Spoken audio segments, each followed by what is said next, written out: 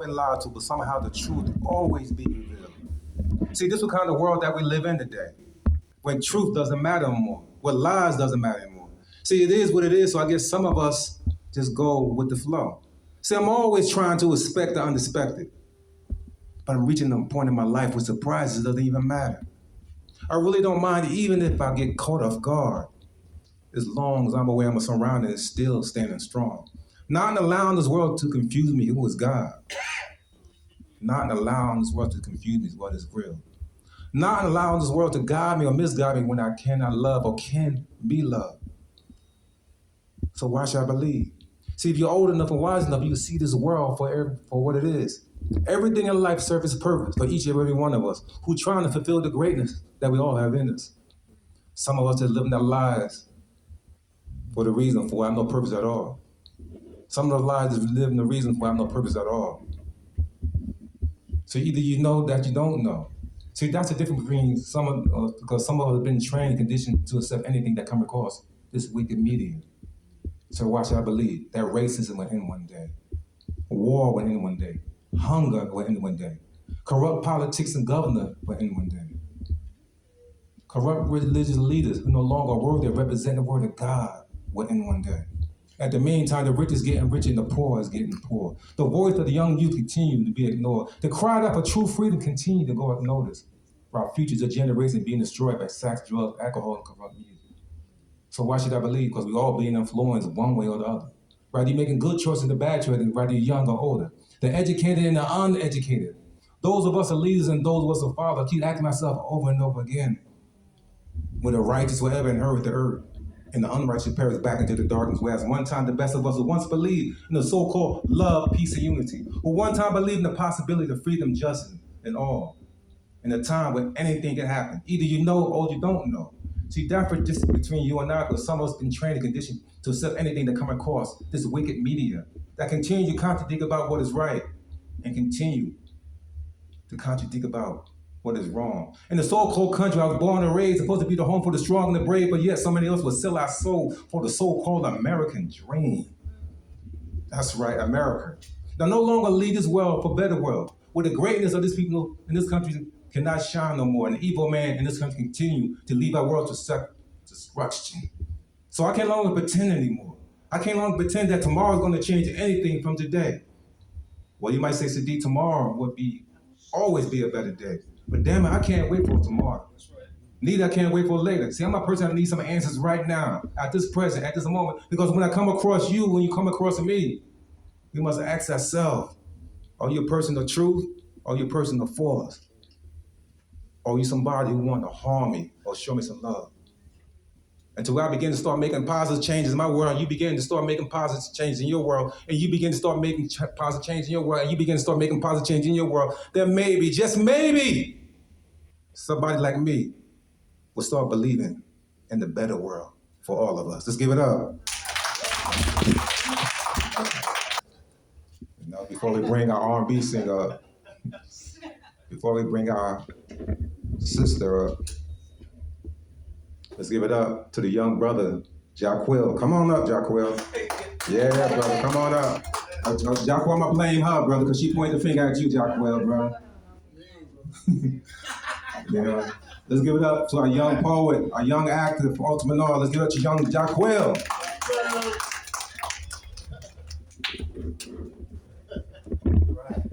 Can you hear me out there? Yes. All right. Well, thanks for putting me on the spot before my heart rate was even, being able to go down. What's up, everyone? How y'all doing? Everybody's good? Wow, look at this. Beautiful people. Wow. Well, I appreciate this opportunity for, being here. Bless this mic, I guess. But first, I want to give it up for every artist who has and who will bless this mic tonight. Can we do that? Can we do that? Yes. I'll share with you two pieces, although I was thinking about just one. Okay, I'll do the two. Actually, this is a piece I've actually never performed before. It's actually in my book titled Defiance and Desperation. And I want to share it with you all. Can I do that? Yes. That's cool? Yes. All right.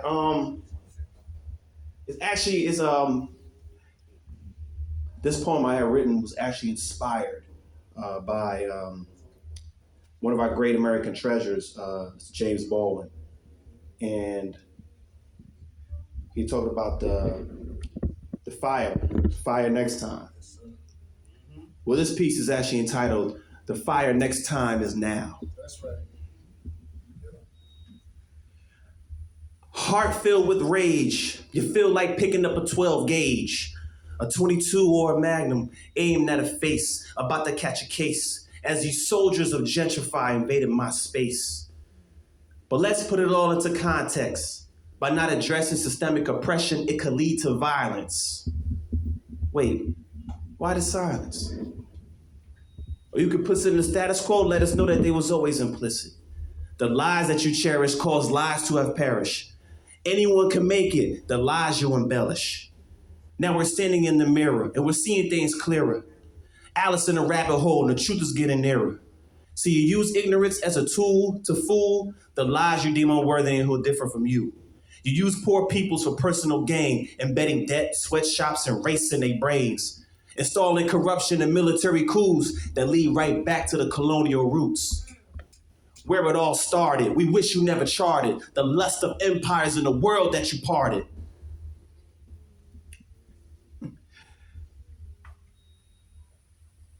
The theory of a monster is the belief that you foster, because the fear in your heart gave birth to a monster.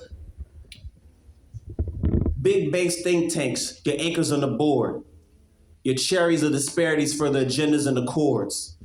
Driven by the greed to justify your deeds, you sacrifice the planet, killing life seeds.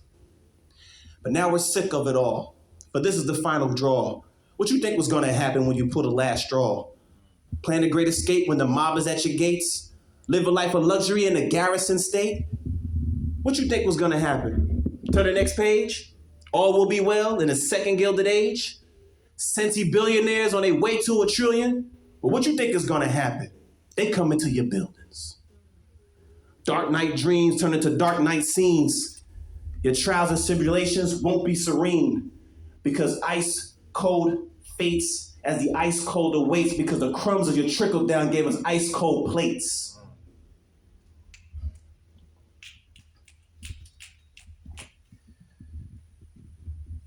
What you think was gonna happen when the sickness is the system? That you'll be exempt and not the next victim? You'll be the tragedy of understanding because you lacked wisdom. The first shall be last and the last shall be first, and the reprobated mind will get to your curse. Where do we go from here? Chaos or community? The moment has arrived, a grand opportunity.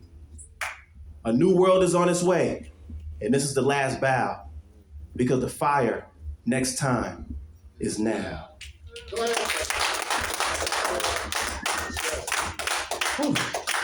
Y'all like that? That was cool? Huh.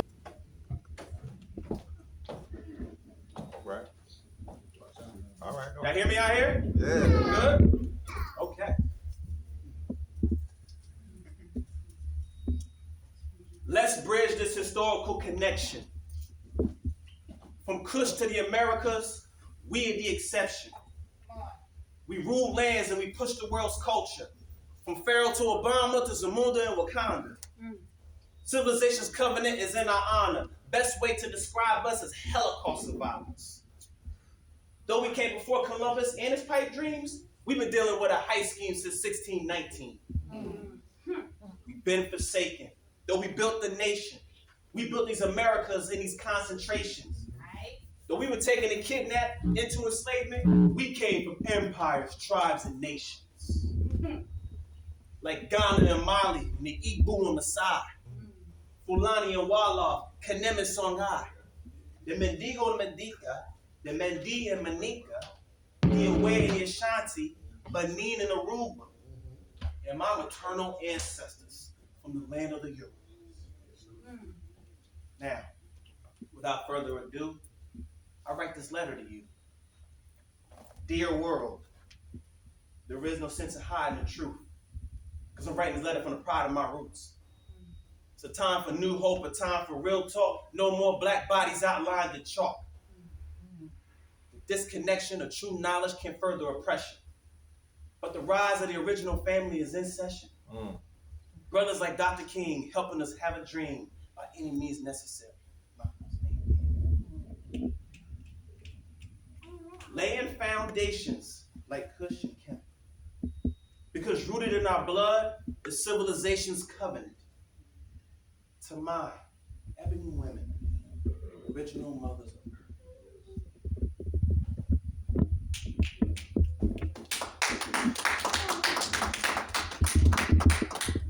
I know they still kicking to the back. Although your true essence may remain unseen, at the Million More movement, I saw nothing but queens. The legacy is there and it remains in your hearts. From queens like Nefertiti to Rosa L. Parks. Trailblazing the victory, children of destiny. Fists raised high up to salute for equity. Look in your souls, because it is there you'll see the truth. Sincerely yours, your brother, from the pride of my roots. Okay, let's give it to this R&B singer. She just blew the roof up. Let's give it up to one more time. Come on, sis. One more time.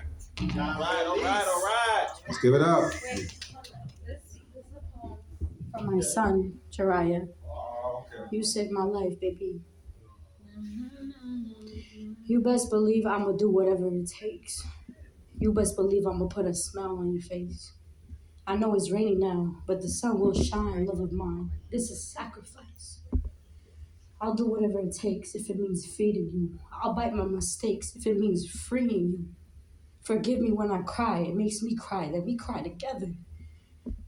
Understand, we're both just kids, but unlike me, you won't have to grow up so fast. You can take your time, love of mine.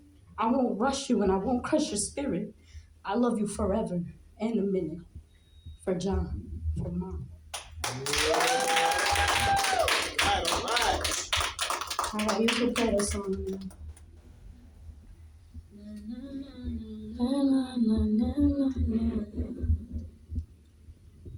You saved me, my little guy.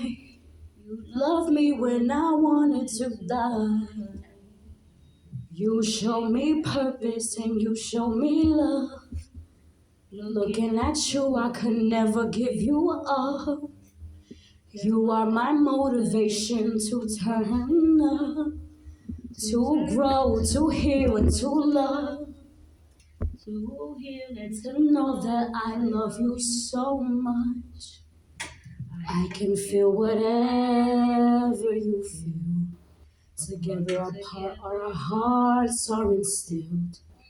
Thank you for loving me better than anyone. This is love, this is love, this is love that I'm feeling.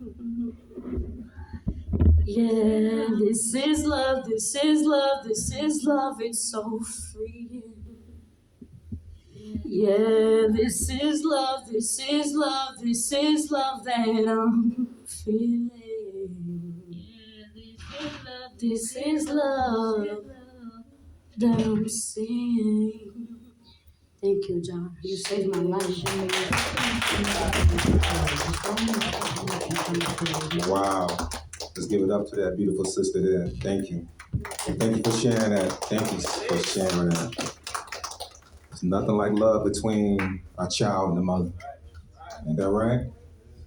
Daddy can be daddy, but mommy and baby, it's a different type of relationship. My dear sister, and she rocked the house about a year ago. Let's give it up to our sister, Nicole. Good evening, everyone. Thanks for having me. I just want to say I can totally relate to you, honey. I have a son too, and it gets crazy sometimes when they get older. Yeah. So I'm here to just express myself amongst all of you artists, and I'm going to sing something. I'm going to sing a poem, and yeah, that's pretty much it. Lure me in with the touch of your hand. Give her spirit the loving word. Harness her body, her emotions, her fears. Build me up, she is your queen. Tear her down, now she makes you scream. Weaponize her pain to me. She is no longer worth. You release her. She is no longer seen. She knows her power. She knows her heart. She keeps a light shining within her heart. No love unseen. She is your queen. I love her beauty. She is in me.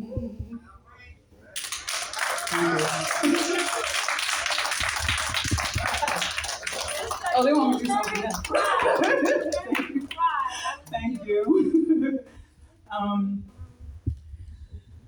I kind of came, I came to support my family here, and actually, you touched me now.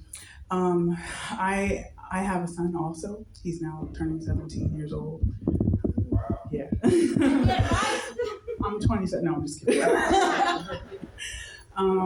Yeah, and the thing is, I can completely relate to you, as you take your whole life and you devote it to your children, especially when you have one son and you raise them alone. It's the most difficult thing in life that you can ever do, especially when it seems that no one else can see the sacrifice of life that you've given. In fact, every single decision that you make, every decision, when you wake up, when you go to sleep, everywhere you go, any person you see, anything you do, it's all filtered through how will it affect him. And you have a small one now, but I'll say that, as they get older, sometimes, our children, we try to blind them and we try to make the whole world beautiful around them, even though we take all the hits and all of the pain and everything to create and keep their memories a certain way. So when they grow up, they don't have to tell a horrible story, And sometimes we'll make a mistake. It's really not a mistake. It's just really the best that we could have done.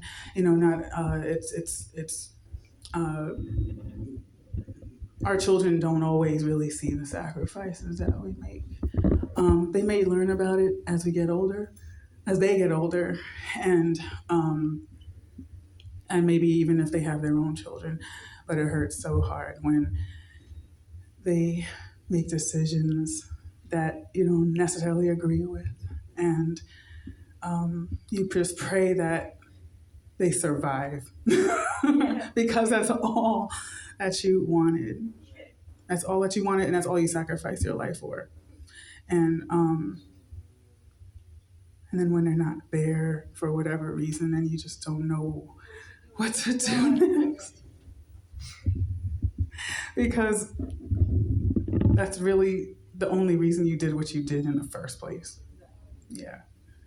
So I just want to say to all of the parents and the mothers and who have daughters and sons that just hang in there, because that's really all you can really do.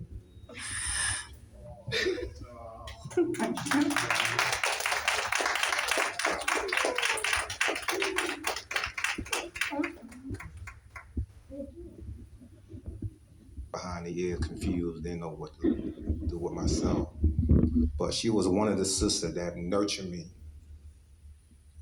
and helped me became the man that I am, along with my own single mother. So this institution right here nurtured me. And I've been here since 1990 and I haven't stopped yet. So I thank God so much.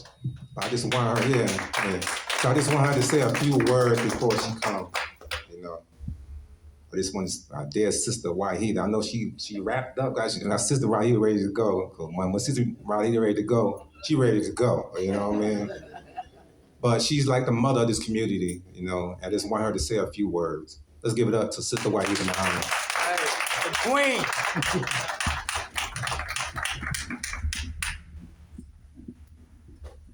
It's Allah's name.